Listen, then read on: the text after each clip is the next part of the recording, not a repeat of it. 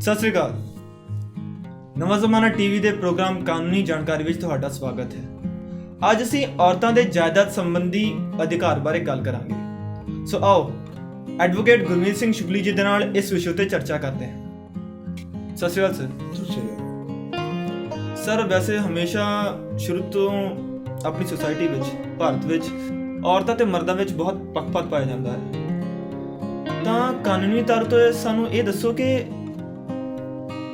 ਜਦ ਕਿ ਔਰਤ ਜੰਮਦੀ ਹੈਗੀ ਆਪਣੀ ਸੋਸਾਇਟੀ ਵਿੱਚ ਤਾਂ ਉਹਦੇ ਆਪਣੇ ਮਾਪਿਆਂ ਨਾਲ ਕਾਨੂੰਨੀ ਤੌਰ ਤੇ ਕੀ ਅਧਿਕਾਰ ਰਹਿੰਦੇ ਆ, ਉਹ ਵੀ ਜਾਇਦਾਦ ਸੰਬੰਧੀ? ਦੇਖੋ ਜੀ ਭਈ, ਮੈਂ ਤੁਹਾਡਾ ਥੋੜਾ ਜਿਹਾ ਸਵਾਲ ਹੋਰ ਕਲੀਅਰ ਕਰਾਂ ਵੀ ਤੁਸੀਂ ਕੀ ਕਹਿਣਾ ਚਾਹੁੰਦੇ ਆ। ਤੁਹਾਡਾ ਮਤਲਬ ਆ ਵੀ ਇੱਕ ਔਰਤ ਦੇ ਪੇਕਿਆਂ ਵਿੱਚ ਜਾਂ ਸਹੁਰਿਆਂ ਵਿੱਚ ਜਾਂ ਜ਼ਿੰਦਗੀ ਵਿੱਚ ਇੱਕ ਜਾਇਦਾਦ ਨੂੰ ਪ੍ਰਾਪਤ ਕਰਨ ਲਈ ਜਾਂ ਜਾਇਦਾਦ ਕਿਹੜੇ ਤਰੀਕਿਆਂ ਦੀ ਉਹ ਮਾਲਕ ਬਣ ਸਕਦੀ ਆ ਜਾਂ ਉਹ ਪ੍ਰਾਪਤ ਕਰ ਸਕਦੀ ਹੈ। ਤੇ ਸਭ ਤੋਂ ਪਹਿਲਾਂ ਮਹੱਤਵਪੂਰਨ ਗੱਲ ਇਹ ਆ ਕਿ ਸਤੰਬਰ 2005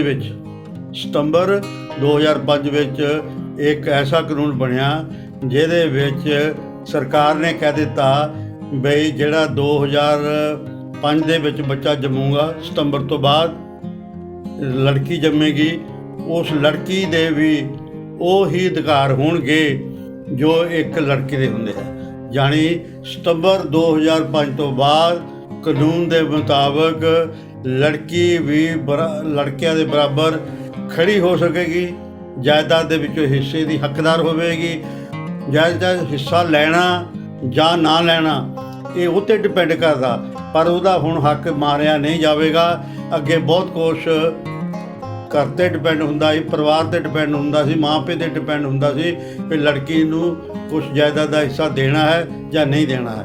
ਹੁਣ ਬਾਈ ਬਰਥ ਜਿੱਦਾਂ ਲੜਕਾ ਜੰਮਦਾ ਹੈ ਇੱਦਾਂ ਹੀ ਲੜਕੀ ਜਿਹੜੀ 2005 ਤੋਂ ਬਾਅਦ ਜੰਮੇਗੀ ਉਹ ਜਾਇਦਾਦ ਦੀ ਮਾਲਕ ਉਸੇ ਤਰ੍ਹਾਂ ਬਣ ਜਾਏਗੀ ਜੱਦੀ ਜਾਇਦਾਦ ਦੀ, ਜਿਵੇਂ ਮਤਲਬ ਉਹਦਾ ਭਰਾ ਬਣਦਾ ਹੈ।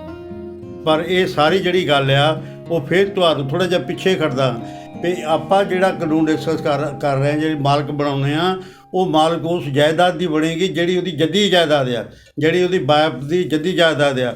ਜੱਦੀ ਜਾਇਦਾਦ ਦਾ ਮਤਲਬ ਆ ਵੀ ਜਿਹੜੀ ਉਹਦੇ ਬਾਪ ਨੂੰ ਉਹਦੇ ਬਾਬੇ ਤੋਂ ਜਾਂ ਉਹਨੂੰ ਆਪਣੇ ਬਾਪ ਤੋਂ ਉਹਦੇ ਬਾਬੇ ਤੋਂ ਮਿਲੀ ਆ, ਉਸ ਜਾਇਦਾਦ ਦੇ ਵਿੱਚ ਉਹਦਾ ਵੀ ਬਰਾਬਰ ਦਾ ਹਿੱਸਾ ਹੋਵੇਗਾ, ਜਿਹੜਾ ਜਿੱਦਾਂ ਹਿੱਸਾ ਉਹਦੇ ਭਰਾਵਾਂ ਦਾ ਹੁੰਦਾ ਜਾਂ ਭਰਾ ਦਾ ਹੁੰਦਾ। ਇਹ 2005 ਤੋਂ ਆ। ਇਹ ਤੋਂ ਪਹਿਲਾਂ ਔਰਤ ਦਾ ਹਿੱਸਾ ਜਿਹੜਾ ਉਹ ਨਹੀਂ ਦਿੱਤਾ ਜਾਂਦਾ ਸੀ, ਨਾ ਹੀ ਕਾਨੂੰਨੀ ਤੌਰ 'ਤੇ ਉਹ ਲੈ ਸਕਦੀ ਸੀ। ਅਤੇ ਇਸ ਕਰਕੇ ਹੁਣ ਜਿਹੜਾ 2005 ਤੋਂ ਬਾਅਦ ਹੁਣ ਇਹ 'ਤੇ ਉਹਨੇ ਲੈਣਾ ਜਾਂ ਨਹੀਂ ਲੈਣਾ, ਉਹ ਬਾਲਗ ਹੋ ਕੇ ਔਰਤ ਕਹਿ ਸਕਦੀ ਕਿ ਮੈਂ ਨਹੀਂ ਲੈਣਾ, ਜਾਂ ਮੈਂ ਛੱਡਿਆ, ਜਾਂ ਕਿਸੇ ਦੇ ਹੱਕ 'ਚ ਵਿੱਚ ਛੱਡ ਦੇਣਾ, ਜਾਂ ਉਹਦਾ ਕਲੇਮ ਨਾ ਕਰਨਾ। ਇਹ ਉਹਦੀ ਮਰਜ਼ੀ ਦੀ ਗੱਲ ਆ।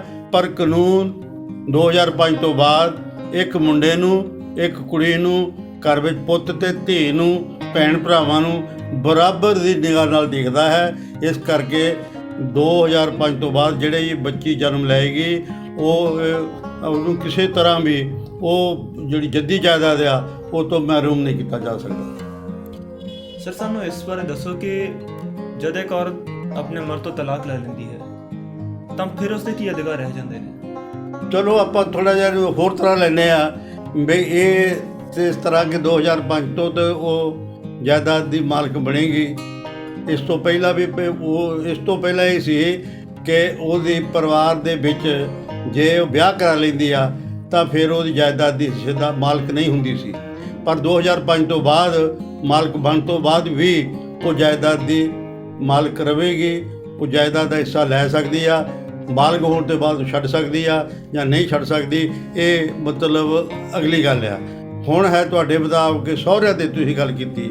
ਜਦੋਂ ਇੱਕ ਔਰਤ ਵਿਆਹ ਕੇ ਚਲ ਗਈ ਤਾਂ ਉਹਦਾ ਮਹਿਨਾ ਇਹ ਨਹੀਂ, ਪਹਿਲਾਂ ਸ਼ਾਇਦ ਇਹਦਾ ਮਹਿਨਾ ਹੋ ਸਕਦਾ ਸੀ, ਹੁਣ ਇਹਦਾ ਮਹਿਨਾ ਇਹ ਨਹੀਂ ਵੀ ਜਦੋਂ ਉਹ ਵਿਆਹ ਕੇ ਸਹੁਰੀ ਚਲ ਗਈ ਤਾਂ ਜਿਹੜੀ ਉਹ ਜਾਇਦਾਦ ਦੀ ਮਾਲਕ ਪੇਕਿਆਂ ਵਿੱਚ ਬਣੀ ਸੀ ਕਾਨੂੰਨ ਦੇ ਰਾਹੀਂ, ਜਾਂ ਜਿਹੜੀ ਉਹਨੂੰ ਖਰੀਦੀ ਸੀ, ਜਾਂ ਜਿਸ ਤਰ੍ਹਾਂ ਵੀ ਉਹਨੂੰ ਕਿਸੇ ਨੂੰ ਪਹਿਲਾਂ ਗਿਫਟ ਕੀਤਾ ਸੀ ਜਦੋਂ ਹਾਲੇ ਵਿਆਹੀ ਨਹੀਂ ਸੀ, ਜੇ ਚਾਚੇ ਨੇ, ਤਾਏ ਨੇ, ਬਾਬੇ ਨੇ, ਮਾਸੀ ਨੇ, ਮਾਸੜ ਨੇ ਕਿਸੇ ਨੇ ਗਿਫਟ ਕਰ ਦਿੱਤੀ ਵੀ ਲੜਕੀ ਚੰਗੀ ਆ, ਪੜ੍ਹਨ ਨੂੰ ਚੰਗੀ ਆ, ਜਾਂ ਉਹਨਾਂ ਦਾ ਦਿਲ ਕੀਤਾ, ਉਹ ਜਾਇਦਾਦ ਵਿਆਹ ਤੋਂ ਬਾਅਦ ਵੀ ਉਹਦੇ ਨਾਂ ਰਹਿਣੀ ਆ, ਉਹਦੀ ਉਹ ਮਾਲਕ ਹੋਏਗੀ।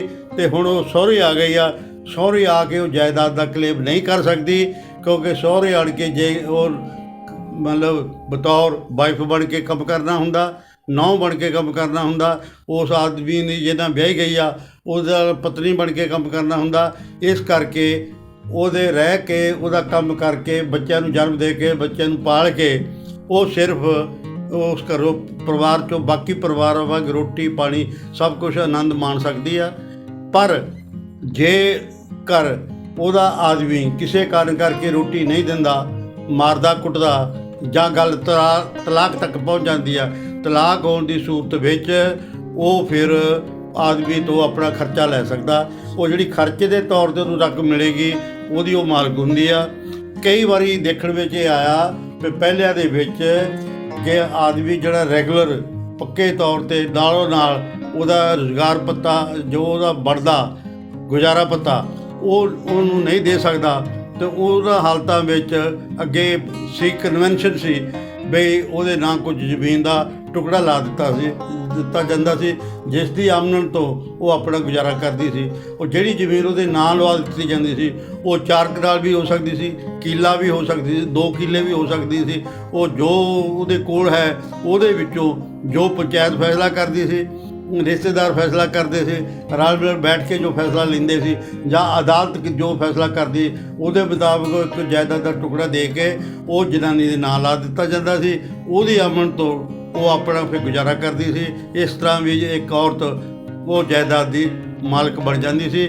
ਜਿਹੜੀ ਜ਼ਮੀਨ, ਜਿਹੜੀ ਜਾਇਦਾਦ ਉਹਦੇ ਨਾਂ ਲੱਗ ਗਈ, ਉਹਦੀ ਉਹ ਐਬਸੋਲੂਟ ਮਾਲਕ ਬਣ ਗਈ। ਉਹਨੂੰ ਉਹ ਚਾਹੇ ਵੇਚ ਸਕਦੀ ਸੀ, ਚਾਹੇ ਉਹ ਆਪਣਾ ਗੁਜ਼ਾਰਾ ਕਰ ਸਕਦੀ ਸੀ। ਤੋ ਸੋ ਇਹ ਗੱਲ ਹੈ ਵੀ ਇੱਕ ਪਰਿਵਾਰ ਤੋਂ ਮਿਲੀ ਜਾਂ ਕਿਸੇ ਨੇ ਗਿਫਟ ਕੀਤੀ, ਸਹੁਰੇ ਆਣ ਕੇ ਉਸ ਹਾਲਤ ਵਿੱਚ ਉਹਨੂੰ ਜ਼ਮੀਨ ਦਾ ਕਈ ਵਾਰ ਹਿੱਸਾ ਮਿਲ ਜਾਂਦਾ ਸੀ, ਜਿਹਦੀ ਉਹ ਮਾਲਕ ਬਣ ਜਾਂਦੀ ਸੀ।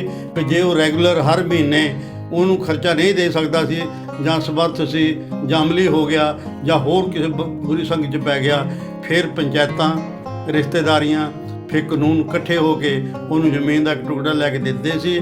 ਜਿਹੜਾ ਟੁਕੜਾ ਨੂੰ ਦਿੱਤਾ ਜਾਂਦਾ ਸੀ, ਇਸ ਇਵਜ਼ ਦੇ ਵਿੱਚ ਉਹਦੀ ਉਹ ਫਿਰ ਮਾਲਕ ਬਣ ਜਾਂਦੀ ਸੀ। ਇਸ ਤਰ੍ਹਾਂ ਔਰਤ ਮਾਲਕ ਬਣਦੀ ਰਹਿੰਦੀ ਸੀ।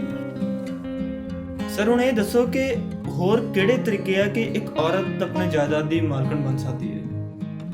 ਨਹੀਂ, ਉਹ ਤੁਹਾਡਾ ਸਵਾਲ ਤਾਂ ਆ ਗਿਆ ਭਈ ਹੋਰ ਕਿਹੜਾ ਤਰੀਕਾ ਆ ਜਿਹਦੇ ਨਾਲ ਇੱਕ ਔਰਤ ਜਿਹੜੀ ਆ ਉਹਨੂੰ ਜ਼ਮੀਨ ਮਿਲਦੀ ਆ ਜਾਂ ਜਾਇਦਾਦ ਮਿਲਦੀ ਆ, ਜਿਹਦੀ ਉਹ ਮਾਲਕ ਬਣ ਜਾਂਦੀ ਆ।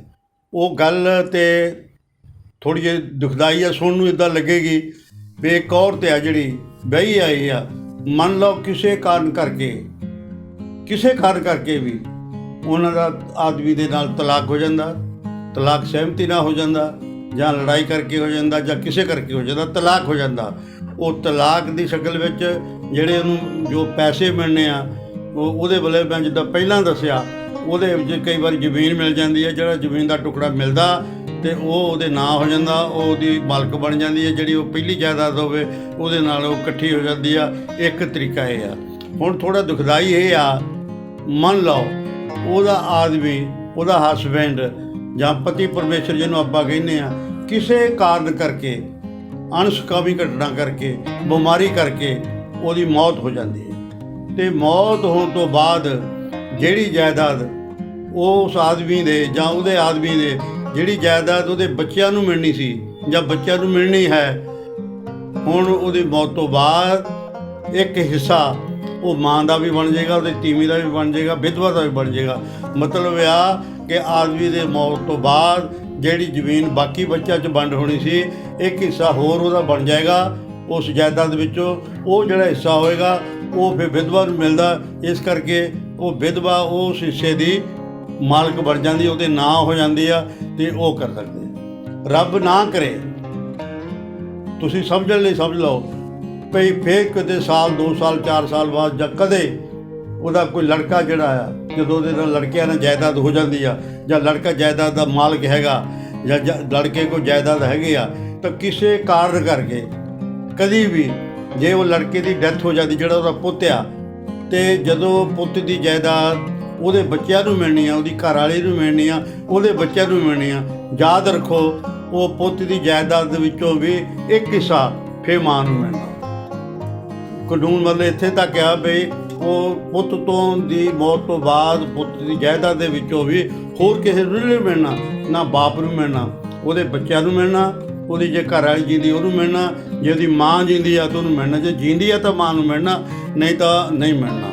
ਹੁਣ ਹੋਰ ਸਮਝਣ ਦੀ ਗੱਲ ਕਰ ਲਓ, ਮੰਨ ਲਓ ਦੋ ਭਰਾ ਆ, ਕਿਸੇ ਕਾਰਨ ਕਰਕੇ ਦੂਜੇ ਭਰਾ ਦੀ ਵੀ ਡੈਥ ਹੋ ਜਾਂਦੀ ਆ, ਕਿਸੇ ਕਾਰਨ ਕਰਕੇ ਹੋ ਜਾਂਦੀ ਆ, ਉੱਤੇ ਉਹਦੀ ਮੌਤ ਤੋਂ ਬਾਅਦ ਵੀ ਜਿਹੜੀ ਉਹਦੀ ਜਾਇਦਾਦ ਆ ਉਹਦੀ ਵੀ ਜਦੋਂ ਵੰਡ ਹੋਵੇਗੀ, ਜਿੱਥੇ ਉਹਦੇ ਬੱਚਿਆਂ ਵਿੱਚ ਵੰਡੀ ਜਾਵੇਗੀ, ਉੱਥੇ ਇੱਕ ਹਿੱਸਾ ਜਿਹੜਾ ਉਹਨਾਂ ਦੀ ਮਾਂ ਨੂੰ ਮਿਲੇਗਾ। ਇਸ ਤਰੀਕੇ ਦੇ ਨਾਲ ਉਹ ਜਿਹੜੀ ਔਰਤ ਆ, ਵਿਧਵਾ ਹੋਣ ਤੋਂ ਬਾਅਦ ਵੀ ਉਹਨੂੰ ਹਿੱਸਾ ਮਿਲਦਾ, ਪੁੱਤਾਂ ਦੇ ਮਰਨ ਤੋਂ ਬਾਅਦ ਵੀ ਉਹਨਾਂ ਦੀ ਜਾਇਦਾਦ ਵਿੱਚੋਂ ਇੱਕ ਹਿੱਸਾ ਜਿਹੜਾ ਉਹਨੂੰ ਮਿਲਦਾ, ਉਹ ਮਾਂ ਨਾ ਹੋ ਜਾਂਦਾ। ਜਿਹੜੀ ਮਾਂ ਨਾ ਹੋਵੇ ਉਹਦੇ ਐਬਸੋਲੂਟ ਮਾਲਕ ਹੁੰਦੀ ਆ, ਉਹਨੂੰ ਚਾਹੇ ਵੇਚ ਸਕਦੀ ਆ, ਚਾਹੇ ਜਿਹਦੇ ਨਾਮ ਮਰਜ਼ੀ ਵਸੀਅਤ ਕਰ ਸਕਦੀ ਆ, ਮਤਲਬ ਉੱਤੇ ਕੋਈ ਰੋਕ ਨਹੀਂ, ਉਹ ਉੱਦਾਂ ਹੀ ਮਾਲਕ ਬਣ ਸਕਦੀ ਆ ਜਿੱਦਾਂ ਬਾਕੀ ਜਾਇਦਾਦ ਦੇ ਬਾਕੀ ਜਿਹੜੇ ਮਾਲਕ ਆ ਉਹ ਬਣੇ ਹੋਏ ਹੁੰਦੇ ਹਨ। ਇਸ ਤਰ੍ਹਾਂ ਵੀ ਇੱਕ ਔਰਤ ਸਫ਼ਰ ਕਰਦੀ ਪੇਕਿਆਂ ਤੋਂ ਜ਼ਮੀਨ ਵੀ ਮਿਲ ਸਕਦੀ ਆ, ਕੋਈ ਗਿਫਟ ਵੀ ਕਰ ਸਕਦਾ ਉਹਨੂੰ। ਹਾਂ, ਜੇ ਉਹ ਕਮਾਉਂਦੀ ਆ, ਕਿਸੇ ਬੈਂਕ 'ਚ ਲੱਗੀ ਆ, ਟੀਚਰ ਲੱਗੀ ਆ, ਚੰਗੀ ਤਨਖਾਹ ਲੈਂਦੀ ਆ, ਤੋ ਜੇ ਉਹ ਚਾਹਵੇ ਕਿ ਮੈਨੂੰ ਜਾਇਦਾਦ ਦੀ ਲੋੜ ਹੈ, ਮੈਂ ਜਾਇਦਾਦ ਬਣਾਉਣੀ ਆ, ਜਾਂ ਨਾਲ ਲੱਗਦੀ ਮਿਲਦੀ ਹੋਵੇ, ਜ਼ਮੀਨ ਦੇ ਨਾਲ ਜ਼ਮੀਨ ਮਿਲਦੀ ਹੋਵੇ, ਮਕਾਨ ਦੇ ਨਾਲ ਮਕਾਨ ਮਿਲਦਾ ਹੋਵੇ, ਉਹ ਲੋੜਵੰਦ ਹੋਵੇ ਪਰ ਪੈਸੇ ਉਹਦੇ ਕੋਲ ਹੋਣ, ਉਹ ਜਿਹੜੀ ਚੀਜ਼ ਆਪ ਵੀ ਖਰੀਦੇਗੀ ਉਹ ਵੀ ਔਰਤ ਦੇ ਨਾਂ ਹੋ ਜਾਏਗੀ। ਇਸ ਤਰ੍ਹਾਂ ਇਹ ਸਾਰੇ ਤਰੀਕੇ ਜਿਹੜੇ ਤੁਹਾਨੂੰ ਮੈਂ ਦੱਸੇ ਆ ਕਿ ਇੱਕ ਔਰਤ ਮਾਂ ਪਿਓ ਤੋਂ ਵੀ ਹਿੱਸਾ ਲੈ ਸਕਦੀ ਆ, ਮਾਂ ਪਿਓ ਦੇ ਕੋਲੋਂ ਜਿਹੜੀ ਮਿਲੀ ਆ ਜਾਂ ਕਿਸੇ ਨੇ ਗਿਫਟ ਕੀਤਾ ਉਹ ਵੀ ਉਹਦੀ ਵੀ ਮਾਲਕ ਬਣਦੀ ਆ। ਸਹੁਰੇ ਆਣ ਕੇ ਜਦੋਂ ਉਹਦਾ ਪਤੀ ਦੇਵ ਨਹੀਂ ਰਹਿੰਦਾ, ਵਿਧਵਾ ਦੀ ਹਾਲਤ ਵਿੱਚ ਹੁੰਦੀ ਆ, ਫਿਰ ਇੱਕ ਹਿੱਸਾ ਮਿਲਦਾ। ਜਦੋਂ ਬੱਚੇ ਜਿਹੜੇ ਆ ਉਹਨਾਂ ਦੀ ਮੌਤ ਹੁੰਦੀ ਆ ਪੁੱਤਾਂ ਦੀ, ਤਾਂ ਉਹ ਪੁੱਤਰ ਦੀ ਜਾਇਦਾਦ 'ਚੋਂ ਵੀ ਇੱਕ ਹਿੱਸਾ ਮਿਲਦਾ। ਇੱਦਾਂ ਜਿਹੜੀ ਉਹ ਜਾਇਦਾਦ ਆ ਉਹਦਾ ਉਹ ਮਾਲਕ ਬਣਦੀ ਰਹਿੰਦੀ ਹੈ ਇੱਕ ਔਰਤ। ਅਤੇ ਇਸ ਤਰ੍ਹਾਂ ਇਸ ਤਰੀਕੇ ਦੇ ਨਾਲ ਔਰਤ ਆ। ਪਰ ਹੁਣ 2005 ਤੋਂ ਬਾਅਦ ਉਹ ਜਿਸ ਪਰਿਵਾਰ 'ਚ ਰਹਿੰਦੇ ਆ, ਜਿੱਥੇ ਉਹ ਜਨਮ ਲਿਆ ਆ, ਉੱਥੇ ਉਹ ਪੂਰੀ ਹਿੱਸੇਦਾਰ ਹੋਵੇਗੀ ਜਿੱਦਾਂ ਉਹਦੇ ਭਰਾ ਹਿੱਸੇਦਾਰ ਆ। ਹਿੱਸਾ ਛੱਡਣਾ ਨਹੀਂ ਛੱਡਣਾ ਉਹ ਅਲੱਗ ਗੱਲ ਆ। ਉਹ ਵੀ ਇਹ ਵੀ ਮਰਜ਼ੀ ਉਹਦੀ ਉਦੋਂ ਚੱਲੇਗੀ ਜਦੋਂ ਉਹ ਬਾਲਗ ਹੋਏਗੀ, ਕਿਉਂਕਿ ਬਾਲਗ ਹੋਣ ਤੋਂ ਪਹਿਲਾਂ ਅਗਰ ਉਹ ਜਾਇਦਾਦ ਦਿੰਦੇ ਆ, ਇਹਦਾ ਮਤਲਬ ਕੰਸੈਂਟ ਦੇਣ ਦੇ ਕਾਬਿਲ ਨਹੀਂ, ਉਹ ਜ਼ਬਰਦਸਤੀ ਲਈ ਗਈ ਆ। ਫਿਰ ਮੇਜਰ ਹੋਣ ਤੋਂ ਬਾਅਦ, ਬਾਲਗ ਹੋਣ ਤੋਂ ਬਾਅਦ ਜੇ ਉਹਨੂੰ ਆਵੇ ਕਿ ਘਰਦਿਆਂ ਨੇ ਮੇਰੇ ਤੋਂ ਉੱਦਾਂ ਹੀ ਅੰਗੂਠਾ ਲਵਾ ਲਿਆ ਸੀ, ਮੈਂ ਤਾਂ ਨਾਬਾਲਗ ਸੀ, ਉਹ ਚਾਹਵੇ ਤਾਂ ਕੇਸ ਲੜ ਕੇ ਪੂਰੇ ਆਪਣੇ ਫੈਕਟਸ ਦੱਸ ਕੇ, ਪੂਰੇ ਕਾਰ ਦੱਸ ਕੇ ਮੇਰੇ ਨਾਲ ਇੱਦਾਂ ਇਹਨਾਂ ਕਾਰਨਾਂ ਕਰਕੇ ਠੱਗੀ ਹੋ ਗਈ ਆ, ਮੇਰਾ ਹਿੱਸਾ ਮਾਰਿਆ ਗਿਆ ਆ, ਮੈਨੂੰ ਮਿਲਣਾ ਚਾਹੀਦਾ ਹੈ, ਅਤੇ ਉਹ ਵੀ ਦੀਵਾਨੀ ਅਦਾਲਤ ਵਿੱਚ, ਸਿਵਲ ਕੋਰਟ ਵਿੱਚ ਜਾ ਕੇ ਉਹ ਕੇਸ ਕਰਕੇ ਅਤੇ ਆਪਣਾ ਹਿੱਸਾ ਜਿਹੜਾ ਆ ਉਹ ਵਾਪਸ ਲੈ ਸਕਦੀ ਹੈ। ਤਾਂ ਸੋ ਇਹ ਆ ਵੀ ਹੁਣ ਔਰਤ ਨੂੰ ਘਬਰਾਉਣ ਦੀ ਕੋਈ ਲੋੜ ਨਹੀਂ। ਹੁਣ 2 ਸਤੰਬਰ 2005 ਤੋਂ ਬਾਅਦ ਔਰਤ ਨੂੰ ਵੀ ਬਰਾਬਰ ਭਰਾਵਾਂ ਦੇ ਹਿੱਸਾ ਮਿਲ ਗਿਆ ਹੈ, ਅਤੇ ਉਹ ਹਿੱਸਾ ਅਤੇ ਬਾਕੀ ਜੋ ਮੈਂ ਤੁਹਾਨੂੰ ਦੱਸਿਆ ਹੈ ਕਿ ਆਦਮੀ ਦੀ ਮੌਤ ਤੋਂ ਬਾਅਦ, ਪੁੱਤਰ ਦੀ ਮੌਤ ਤੋਂ ਬਾਅਦ ਜੇ ਉਹਨਾਂ ਨਾਲ ਜਾਇਦਾਦ ਹੋਵੇ ਤਾਂ ਉਹ ਜਾਇਦਾਦ ਜਿੱਥੇ ਬਾਕੀ ਪਰਿਵਾਰ ਨੂੰ ਮਿਲਣੀ ਆ, ਉੱਥੇ ਮਾਂ ਨੂੰ ਵੀ ਇੱਕ ਹਿੱਸਾ ਮਿਲਣਾ। ਅਤੇ ਇਸ ਕਰਕੇ ਇਹਨਾਂ ਤਰੀਕਿਆਂ ਦੇ ਨਾਲ ਔਰਤ ਆਪਣੀ ਜਾਇਦਾਦ ਖਰੀਦ ਕੇ ਵੀ ਆਪਣਾ ਹਿੱਸਾ ਬਣਾ ਸਕਦੀ ਆ। ਇਹਨਾਂ ਤਰੀਕਿਆਂ ਦੇ ਨਾਲ ਇੱਕ ਔਰਤ ਜਿਹੜੀ ਆ ਉਹ ਵੱਖ-ਵੱਖ ਤਰੀਕਿਆਂ ਦੇ ਨਾਲ ਇੱਕ ਜਾਇਦਾਦ ਦੀ ਮਾਲਕ ਬਣ ਜਾਂਦੀ ਹੈ। ਉਂਝ 2005 ਤੋਂ ਪਹਿਲਾਂ ਨਾ ਉਹਨੂੰ ਪੇਕਿਆਂ ਤੋਂ ਕੁਝ ਮਿਲਦਾ ਸੀ, ਨਾ ਉਹਨੂੰ ਸਹੁਰਿਆਂ ਤੋਂ ਕੁਝ ਮਿਲਦਾ ਸੀ, ਪਰ ਆਹ ਕਾਰਨਾਂ ਕਰਕੇ ਉਹ ਫਿਰ ਵੀ ਹੱਕਦਾਰ ਸੀ। ਇਸ ਕਰਕੇ ਇਹ ਤਰੀਕੇ ਅਪਣਾ ਕੇ ਇੱਕ ਔਰਤ ਜਿਹੜੀ ਆ ਉਹ ਜਾਇਦਾਦ ਦੀ ਮਾਲਕ ਬਣ ਸਕਦੀ ਹੈ। ਸਰ, ਆਖਰੀ ਸਵਾਲ ਸਾਡਾ ਇਹ ਹੈ ਕਿ ਕੀ ਇੱਕ ਬਾਪ ਵਸੀਅਤ ਰਾਹੀਂ ਆਪਣੀ ਬੇਟੀ ਦਾ ਹਿੱਸਾ ਕੱਟ ਸਕਦਾ ਹੈ? ਦੇਖੋ ਜੀ, ਵਸੀਅਤ ਦਾ ਮਤਲਬ ਹੀ ਇਹ ਹੈ ਕਿ ਜਿਹੜੀ ਵਸੀਅਤ ਲਿਖੀ ਜਾਂਦੀ ਆ ਜਾਂ ਬਾਪ ਦੁਆਰਾ ਜਾਂ ਜਿਹੜਾ ਵੀ ਮਾਲਕ ਹੋਵੇ, ਤਾਂ ਵਸੀਅਤ ਦਾ ਮਤਲਬ ਹੁੰਦਾ ਕਿ ਜਿੰਨੇ ਉਹਦੇ ਵਾਰਸ ਹਨ ਉਹਨਾਂ ਵਿੱਚੋਂ ਕੋਈ ਵਾਰਸ ਨੂੰ ਨਾ ਦੇਣਾ। ਜਿੱਦਾਂ ਪਹਿਲਾਂ ਵਸੀਅਤਾਂ ਜਿਹੜੀਆਂ ਹੁੰਦੀਆਂ ਸੀ 2005 ਤੋਂ ਪਹਿਲਾਂ, ਅਤੇ ਆਮ ਕਰਕੇ ਪਿੰਡਾਂ ਦੇ ਵਿੱਚ ਮੈਂ ਗੱਲ ਕਰਦਾ, ਜ਼ਮੀਨਾਂ ਦੇ ਵਿੱਚੋਂ ਲੜਕੀਆਂ ਦਾ ਹਿੱਸਾ ਕੱਟਣ ਲਈ ਇਹ ਸ਼ਬਦ ਪਾ ਦਿੱਤੇ ਜਾਂਦੇ ਸਨ ਕਿ ਜੋ ਲੜਕੀਆਂ ਦਾ ਹਿੱਸਾ ਬਣਦਾ ਸੀ ਮੇਰੇ ਪਰਿਵਾਰ ਵਿੱਚ, ਉਹ ਮੈਂ ਉਹਨਾਂ ਦੇ ਵਿਆਹ ਦੇ ਸਮੇਂ ਉਹਨਾਂ ਪੈਸਾ ਲਾਤਾ, ਵਿਆਹ ਬੜੀ ਚੰਗੀ ਤਰ੍ਹਾਂ ਕੀਤੇ ਆ, ਦਾਜ ਦਹੇਜ ਜਾਂ ਗਿਫਟ ਦਿੱਤੇ ਆ, ਉਹ ਆਪਣੇ ਘਰ ਬੜੀ ਸੁਖੀ ਆ, ਉਹ ਨਹੀਂ ਚਾਹੁੰਦੀ ਵੀ ਉਹਨੂੰ ਹਿੱਸਾ ਮਿਲੇ ਜਾਂ ਮੈਂ ਨਹੀਂ ਉਹਨੂੰ ਦੇਣਾ ਚਾਹੁੰਦਾ। ਬਾਕੀ ਦੀ ਜ਼ਮੀਨ ਮੈਂ ਆਪਣੇ ਲੜਕਿਆਂ ਵਿੱਚ ਜਾਂ ਇਹਨਾਂ ਬੰਦਿਆਂ ਦੇ ਵਿੱਚ ਜਾਂ ਇਹਨਾਂ ਨੂੰ ਮੈਂ ਦੇਣੀ ਚਾਹੁੰਦਾ, ਉਹਨਾਂ ਵਿੱਚ ਵੰਡੀ ਜਾਵੇ। ਉਹਦੇ ਮੁਤਾਬਕ ਜੇ ਵਸੀਅਤ ਸਾਬਤ ਹੋਣ ਤੋਂ ਬਾਅਦ ਉਹਨਾਂ ਵਿੱਚ ਵੰਡੀ ਜਾਂਦੀ ਸੀ।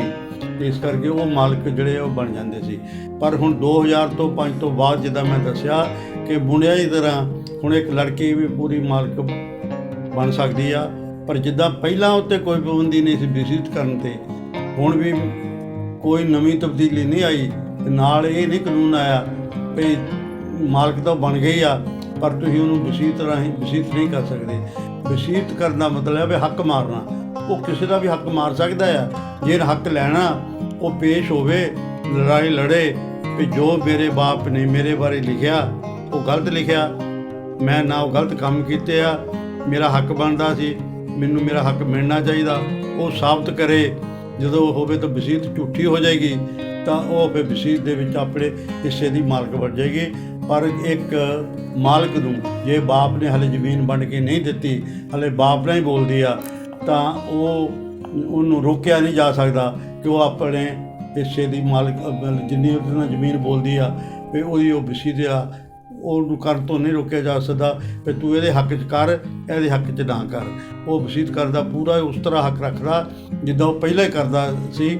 ਪਰ ਹੁਣ ਇਹ ਆ, ਹੁਣ ਜਿਹੜੀ ਲੇਡੀ ਆ ਜਾਂ ਲੜਕੀ ਆ ਜਾਂ ਇੱਕ ਔਰਤ ਆ, ਹੁਣ ਉਹਨੂੰ ਕੋਈ ਹੱਕ ਪ੍ਰਾਪਤ ਹੋ ਗਿਆ ਕਿ ਇਸ ਕਾਨੂੰਨ ਦੀ ਸਹਾਇਤਾ ਲੈ ਕੇ ਉਹ ਲੜਕੀ ਕੇਸ ਲੜ ਕੇ ਵੀ ਅਦਾਲਤ ਵਿੱਚ ਜਾ ਕੇ ਵੀ ਆਪਣਾ ਹਿੱਸਾ ਜਿਹੜਾ ਉਹ ਮੁੜ ਪ੍ਰਾਪਤ ਕਰ ਸਕਦੀ ਆ। ਮੁੜ ਪ੍ਰਾਪਤ ਕਰਨ ਦੇ ਨਾਲ ਉਹ ਫਿਰ ਮਾਲਕ ਬਣ ਜਾਏਗੀ। ਮਾਲਕ ਬਣ ਕੇ ਫਿਰ ਉਹ ਜਿਹਨੂੰ ਦੇਣੀ ਚਾਹਵੇ ਜ਼ਮੀਨ, ਜਿਹਨੂੰ ਜਾਇਦਾਦ ਚਾਹਵੇ, ਉਹ ਗਾਹਾਂ ਆਪਣੀ ਵਸੀਅਤ ਵੀ ਕਰ ਸਕਦੀ ਆ, ਉਹਨੂੰ ਵੇਚ ਵੀ ਸਕਦੀ ਆ। ਨਾ ਵਸੀਅਤ ਲਿਖਣ ਦੀ ਹਾਲਤ ਵਿੱਚ, ਨਾ ਕਿਸੇ ਨੂੰ ਜ਼ਮੀਨ ਜਾਇਦਾਦ ਦੇਣ ਦੀ ਹਾਲਤ ਵਿੱਚ। ਜਦੋਂ ਫਿਰ ਉਸ ਔਰਤ ਦੀ ਫਿਰ ਮੌਤ ਹੁੰਦੀ ਆ ਤਾਂ ਉਹਦੇ ਵੀ ਵਾਰਸ ਦੇਖੇ ਜਾਂਦੇ ਆ ਵੀ ਕਿੰਨੇ ਵਾਰਸ ਆ, ਉਹ ਵਾਰਸਾਂ ਵਿੱਚ ਵੰਡੀ ਜਾਂਦੀ ਆ। ਇਹਦੇ ਵਿੱਚ ਯਾਦ ਰੱਖਣ ਵਾਲੀ ਇਹ ਗੱਲ ਆ ਵੀ ਜਦੋਂ ਔਰਤ ਦੀ ਜ਼ਮੀਨ ਵੰਡੀ ਜਾਣੀ ਆ ਜਾਂ ਔਰਤ ਦੇ ਮਰਨ ਤੋਂ ਬਾਅਦ ਜੇ ਅਗਰ ਵਸੀਅਤ ਉਹ ਨਹੀਂ ਕੀਤੀ ਤੇ ਉਹਦੇ ਵਾਰਸਾਂ ਦੇ ਵਿੱਚ ਜੇ ਉਹਦਾ ਆਦਮੀ ਜੀਦਾ ਹੈ ਤੇ ਉਹਨੂੰ ਹਿੱਸਾ ਨਹੀਂ ਮਿਲਣਾ। ਜਿਹੜੇ ਉਹਦੇ ਬੱਚੇ ਆ ਜਾਂ ਬੱਚੀਆਂ ਆ ਉਹ ਹੱਕਦਾਰ ਹੋਣਗੇ। ਜਿੱਦਾਂ ਆਦਮੀ ਮਰਨ ਤੋਂ ਬਾਅਦ ਜੋ ਆਦਮੀ ਦੀ ਜਾਇਦਾਦ ਆ ਉਹਦੇ ਵਿੱਚ ਤਾਂ ਉਹਦੀ ਘਰਵਾਲੀ ਦਾ, ਵਿਧਵਾ ਦਾ ਇੱਕ ਹਿੱਸਾ ਬਣਦਾ ਤੇ ਉਹ ਹਿੱਸਾ ਇੱਕ ਮਿਲ ਜਾਂਦਾ ਤੇ ਲੈ ਲੈਂਦੀ ਆ, ਨਾ ਮਿਲੇ ਤਾਂ ਲੜ ਕੇ ਵੀ ਲੈ ਸਕਦੀ ਆ। ਪਰ ਜੇ ਫਰਜ਼ ਕਰੋ ਕਿ ਇੱਕ ਔਰਤ ਜਿਹੜੀ ਆ ਉਹ ਪਹਿਲਾਂ ਮਰ ਜਾਂਦੀ ਆ, ਆਦਮੀ ਉਹਦਾ ਜਿੰਦਾ ਆ, ਤੇ ਉਹ ਜਿਹੜੀ ਜਾਇਦਾਦ ਆ ਉਹ ਉਹਦੇ ਬੱਚਿਆਂ ਨੂੰ ਵਾਰਸਾਂ ਨੂੰ ਮਿਲਣੀ ਆ। ਜੇ ਉਹਦਾ ਆਦਮੀ ਕਹੇ ਕਿ ਵਸੀਅਤ ਮਤਲਬ ਮੈਨੂੰ ਹਿੱਸਾ ਕਿਉਂ ਨਹੀਂ ਮਿਲਿਆ, ਕਿਉਂਕਿ ਉਹਨੂੰ ਹਿੱਸਾ ਨਹੀਂ ਮਿਲਣਾ ਤੇ ਇਸ ਕਰਕੇ ਆਦਮੀ ਨੂੰ ਹਿੱਸਾ ਨਹੀਂ ਮਿਲਦਾ, ਬੱਚਿਆਂ ਨੂੰ ਮਿਲਦਾ ਹੈ। ਇਹਦੇ ਉਲਟ ਜਦੋਂ ਆਦਮੀ ਦੀ ਡੈਥ ਹੋ ਜਾਂਦੀ ਆ ਉਹਦੀ ਜਾਇਦਾਦ ਵਿੱਚੋਂ ਜਿੱਥੇ ਬੱਚਿਆਂ ਨੂੰ ਹਿੱਸਾ ਮਿਲਦਾ ਉੱਥੇ ਉਹਨਾਂ ਦੀ ਮਾਂ ਨੂੰ ਵੀ ਮਿਲਦਾ। ਦੂਏ ਪਾਸੇ ਜਦੋਂ ਮਾਂ ਦੀ ਜਾਂ ਔਰਤ ਦੀ ਹੁੰਦੀ ਆ ਡੈਥ ਹੋ ਜਾਂਦੀ ਆ, ਬੱਚਿਆਂ ਨੂੰ ਪੂਰਾ ਹਿੱਸਾ ਮਿਲਦਾ, ਬਰਾਬਰ ਹਿੱਸਾ ਮਿਲਦਾ, ਲੇਕਿਨ ਉਹਦਾ ਆਦਮੀ ਨੂੰ ਹਿੱਸਾ ਨਹੀਂ ਮਿਲਦਾ। ਤੋ ਇਸ ਕਰਕੇ ਇਹ ਫਰਕ ਰੱਖਿਆ ਗਿਆ ਕਿ ਆਦਮੀ ਕੋਲ ਤਾਂ ਪਹਿਲਾਂ ਹੀ ਜਾਇਦਾਦ ਹੁੰਦੀ ਆ। ਇਸ ਕਰਕੇ ਇਹਦੇ ਵਿੱਚ ਕਾਨੂੰਨ ਵਿੱਚ ਇੱਦਾਂ ਦੀ ਕੋਈ ਪ੍ਰੋਵੀਜ਼ਨ ਨਹੀਂ ਕਿ ਔਰਤ ਦੀ ਮੌਤ ਤੋਂ ਬਾਅਦ ਉਹਦਾ ਆਦਮੀ ਨੂੰ ਵੀ ਇੱਕ ਹਿੱਸਾ ਮਿਲਣਾ ਚਾਹੀਦਾ। ਇਹ ਕਾਨੂੰਨ ਦੇ ਵਿੱਚ ਅਜਿਹਾ ਨਹੀਂ ਹੈ। ਤਾਂ ਮੁੱਖ ਦੀ ਗੱਲ ਇਹ ਆ ਜੀ ਭਈ ਜਿਹੜੀ ਔਰਤਾਂ ਸੰਬੰਧੀ ਆਪਾਂ ਸਾਰੀ ਗੱਲ ਕੀਤੀ ਆ, ਉਹਦਾ ਮਤਲਬ ਇਹ ਆ ਵੀ ਇੱਕ ਔਰਤ ਜਦੋਂ ਘਰ ਵਿੱਚ ਜਨਮ ਲੈਂਦੀ ਆ, 2005 ਤੋਂ ਪਹਿਲਾਂ ਉਹਦਾ ਨਹੀਂ ਰਾਈਟ ਸੀ, 2005 ਤੋਂ ਬਾਅਦ ਉਹਦਾ ਇੱਕ ਤਾਂ ਰਾਈਟ ਹੋ ਗਿਆ। ਤੇ ਜੇ ਕੋਈ ਔਰਤ ਜੰਮਦੀ ਆ ਔਰ ਜਦੋਂ ਜਨਮ ਲੈਂਦੀ ਆ ਜਾਂ ਜਿਸ ਪਰਿਵਾਰ ਦੇ ਵਿੱਚ ਵੱਡੀ ਹੁੰਦੀ ਆ, ਅਗਰ ਉਹਦਾ ਕੋਈ ਭਰਾ ਨਾ ਹੋਵੇ ਤੇ ਉਹ ਪਹਿਲਾਂ ਵੀ ਮਾਲਕ ਹੁੰਦੀ ਸੀ। ਹੁਣ ਨਵੇਂ ਕਾਨੂੰਨ ਮੁਤਾਬਕ ਉਹ ਪੂਰੀ ਮਾਲਕ ਆ।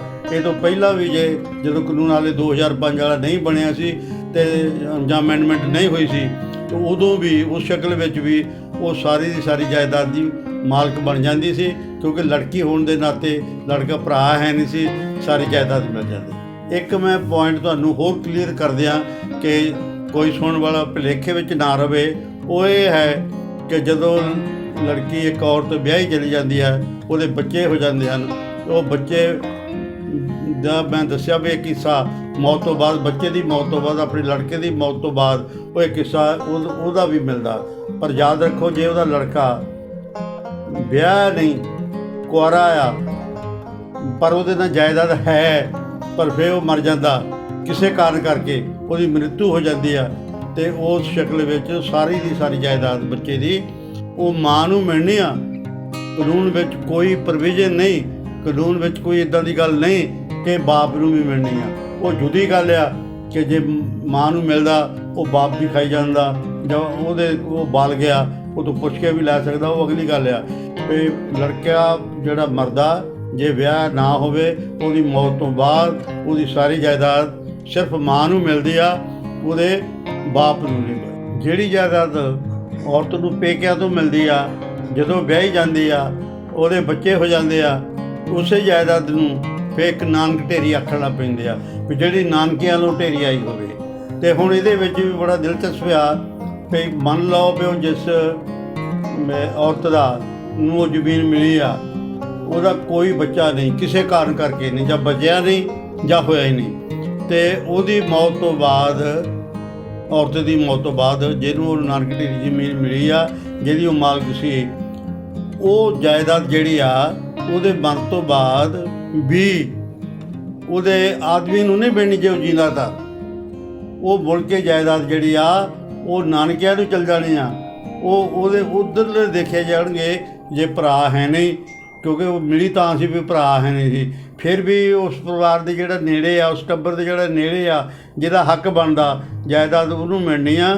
ਮੌਤ ਤੋਂ ਬਾਅਦ ਨਾਨਕ ਢੇਰੀ ਵਿੱਚ ਵੀ ਜੇ ਮੌਤ ਤੋਂ ਬਾਅਦ, ਔਰਤ ਦੀ ਮੌਤ ਤੋਂ ਬਾਅਦ ਉਹਦੇ ਆਦਮੀ ਨੂੰ ਜਾਇਦਾਦ ਨਹੀਂ ਮਿਲਣੀ। ਕਈ ਤਾਂ ਸਮਝਦੇ ਵੀ ਤਾਂ ਸਾਡੀ ਜ਼ਮੀਨ ਆ, ਸਾਡੀ ਬੀਬੀ ਦੀ ਜ਼ਮੀਨ ਸੀ, ਇਹ ਹੁਣ ਸਾਡੇ ਬਾਪ ਨੂੰ ਮਿਲ ਗਈ ਆ, ਜਿਹੜੀ ਬਾਪ ਨੂੰ ਮਿਲ ਗਈ ਅਸੀਂ ਲੈ ਲਈਏ। ਬਾਪ ਉਹਦਾ ਕਦੀ ਮਾਲਕ ਨਹੀਂ ਬਣਦਾ। ਕਾਨੂੰਨ ਵਾਲਿਆਂ ਨੇ ਬੜੀ ਸੋਚ ਸਮਝ ਕੇ ਗੱਲ ਬਣਾਈ ਆ। ਇਸ ਕਰਕੇ ਜਿਹੜੀ ਲੜਕੀ ਨੂੰ ਕੋਈ ਜ਼ਮੀਨ ਦਿੰਦਾ ਸੀ, ਜਿਹੜੀ ਸਹੁਰੇ ਜਾ ਕੇ ਉਹਦੇ ਬੱਚੇ ਨਾਨਕ ਢੇਰੀ ਕਹਿੰਦੇ ਸੀ, ਅਗਰ ਉਹ ਦੀ ਮੌਤ ਹੋ ਜਾਵੇ ਜਾਂ ਬੱਚਾ ਕੋਈ ਨਾ ਹੋਵੇ ਤਾਂ ਉਹ ਸਾਰੀ ਦੀ ਸਾਰੀ ਜਾਇਦਾਦ ਮੁੜ ਕੇ ਪੇਕਿਆਂ ਨੂੰ ਚਲ ਜਾਂਦੀ ਆ। ਪੇਕਿਆਂ 'ਚੋਂ ਫਿਰ ਨੇੜੇ ਦਾ ਵਾਰਸ ਦੇਖਿਆ ਜਾਂਦਾ। ਇਹ ਨਹੀਂ ਕਾਨੂੰਨ ਦੇ ਵਿੱਚ ਵੀ ਜੇ ਔਰਤ ਮਰ ਗਈ ਹੈ ਤਾਂ ਉਹਦਾ ਆਦਮੀ ਜਿੰਦਾ ਆ, ਇਹ ਉਹਨੂੰ ਜਾਇਦਾਦ ਦਿੱਤੀ ਜਾਵੇ। ਸੋ ਇਹ ਆ ਵੀ ਹੁਣ ਜਿਹੜੇ ਬਣਦੇ ਆ, ਹੁਣ ਤਾਂ ਤਕਰੀਬਨ ਇੱਕ ਜਿਹੜੀ ਔਰਤ ਆ, ਸਾਰੇ ਨਹੀਂ ਹੱਲੇ, ਕਈ ਕਾਨੂੰਨਾਂ ਵਿੱਚ ਔਰਤ ਜਿਹੜੀ ਮਰਦ ਦੇ ਬਰਾਬਰ ਆ ਰਹੀ ਆ, ਜਾਗਰਤੀ ਆ ਰਹੀ ਆ। ਸਰਕਾਰ ਵੀ ਸੋਚ ਰਹੀ ਆ, ਸਮਾਜ ਵੀ ਸੋਚ ਰਿਹਾ ਆ, ਪਰਿਵਾਰ ਵੀ ਸੋਚ ਰਿਹਾ ਆ, ਔਰਤ ਵੀ ਤਰੱਕੀ ਕਰ ਰਹੀ ਆ। ਆਲੇ ਦੁਆਲੇ ਦਾ ਅਸਰ ਪੈ ਰਿਹਾ, ਮੀਡੀਆ ਦਾ ਅਸਰ ਪੈ ਰਿਹਾ, ਉਹ ਆਪਣੇ ਹੱਕਾਂ ਤੋਂ ਜਾਣੀ ਹੋ ਰਹੀ ਆ, ਹੱਕਾਂ ਨੂੰ ਲੈਣ ਲਈ ਸੰਘਰਸ਼ ਕਰ ਰਹੀ ਆ, ਅਤੇ ਹੱਕ ਨੂੰ ਹੌਲੀ ਹੌਲੀ ਮਿਲ ਵੀ ਰਹੇ ਆ। ਹਾਲੇ ਕਈ ਖੇਤਰਾਂ ਵਿੱਚ, ਕਈ ਗੱਲਾਂ ਵਿੱਚ ਇੱਕ ਔਰਤ ਜਿਹੜੀ ਆ ਉਹ ਮਰਦ ਦੇ ਬਰਾਬਰ ਨਹੀਂ ਆਈ। ਜਦੋਂ ਮਰਦ ਦੇ ਬਰਾਬਰ ਆ ਜਾਏਗੀ ਤਾਂ ਵੀ ਸਾਰੇ ਹੱਕ ਜਿਹੜੇ ਬਰਾਬਰ ਹੋ ਜਾਣਗੇ। ਅਤੇ ਇਸ ਕਰਕੇ ਇਹਨਾਂ ਸ਼ਬਦਾਂ ਦੇ ਨਾਲ ਮੈਂ ਬਸ ਇਹ ਦੱਸਣਾ ਚਾਹੁੰਦਾ ਕਿ ਔਰਤ ਜੋ ਮੈਂ ਤਰੀਕੇ ਦੱਸੇ ਆ, ਉਸ ਤਰੀਕੇ ਨਾਲ ਮਾਲਕ ਬਣ ਸਕਦੀ ਹੈ, ਹੋਰ ਕੋਈ ਤਰੀਕਾ ਨਹੀਂ। ਬਾਕੀ ਜੇ ਉਹਦੇ ਪਾਸ ਪੈਸਾ ਹੈ, ਉਹ ਆਪਣੀ ਖਰੀਦ ਕੇ ਜਿੰਨੀ ਮਰਜ਼ੀ ਦੀ ਮਾਲਕ ਬਣ ਸਕਦੀ ਆ। ਔਰਤਾਂ ਮਹਾਰਾਣੀਆਂ ਵੀ ਆ, ਰਾਜੀਆਂ ਵੀ ਬੜੀਆਂ, ਰਾਜ ਵੀ ਕਰਦੀਆਂ ਔਰਤਾਂ, ਉਹ ਅਗਲੀ ਗੱਲ ਹੈ। ਤਾਂ ਅੱਜ ਦਾ ਸਿਰਫ ਸਾਡਾ ਵਿਸ਼ਾ ਸੀ ਕਿ ਇੱਕ ਬਾਪ ਦੀ ਜਾਇਦਾਦ ਦੇ ਵਿੱਚੋਂ ਔਰਤ ਦਾ ਕੀ ਫਰਜ਼ ਬਣਦਾ, ਜਾਂ ਉਹਦਾ ਕੀ ਹੱਕ ਬਣਦਾ, ਸਹੁਰਿਆਂ ਤੋਂ ਕੀ ਹੱਕ ਬਣਦਾ, ਆਦਮੀ ਤੋਂ ਕੀ ਹੱਕ ਬਣਦਾ, ਬੱਚਿਆਂ ਦੀ ਜਾਇਦਾਦ 'ਚ ਉਹਦਾ ਕੀ ਹੱਕ ਬਣਦਾ। ਜਿੱਦਾਂ ਮੈਂ ਦੱਸਿਆ ਕਿ ਸਹੁਰਿਆਂ ਤੋਂ ਵੀ ਜਿਹੜਾ ਉਹ ਇਹ ਸ਼ਕਲ 'ਚ ਪਈ ਖਰਚੇ ਦੀ ਸ਼ਕਲ 'ਚ ਜ਼ਮੀਨ ਲੈ ਸਕਦੀ ਆ। ਆਦਮੀ ਦੇ ਮਰਨ ਤੋਂ ਬਾਅਦ ਉਹਨੂੰ ਇੱਕ ਹਿੱਸਾ ਮਿਲਣਾ, ਬੱਚੇ ਦੀ ਮੌਤ ਤੋਂ ਬਾਅਦ, ਲੜਕੇ ਦੀ ਮੌਤ ਤੋਂ ਬਾਅਦ ਉਹਨੂੰ ਇੱਕ ਹਿੱਸਾ ਮਿਲਣਾ, ਜੇ ਨਹੀਂ ਵਿਆਹ ਤਾਂ ਉਹਨੂੰ ਸਾਰਾ ਹਿੱਸਾ ਮਿਲਣਾ। ਇਹ ਕੁਛ ਤਰੀਕੇ ਆ ਜਿਹੜੇ ਵਰਤਾਰਾ ਵਰਤਣ ਤੋਂ ਬਾਅਦ ਔਰਤ ਜਿਹੜੀ ਇਹਦੀ ਹੱਕਦਾਰ ਬਣਦੀ ਆ। ਸੋ ਇਹ ਸੀ ਸਾਡੀ ਐਡਵੋਕੇਟ ਗੁਰਮੀਤ ਸਿੰਘ ਸ਼ੁਕਲੀ ਜੀ ਦੇ ਨਾਲ ਔਰਤਾਂ ਦੇ ਜਾਇਦਾਦ ਸੰਬੰਧੀ ਅਧਿਕਾਰ ਦੀ ਗੱਲਬਾਤ। ਅਸੀਂ ਅਗਲੇ ਐਪੀਸੋਡ ਵਿੱਚ ਫਿਰ ਮਿਲਾਂਗੇ। ਧੰਨਵਾਦ।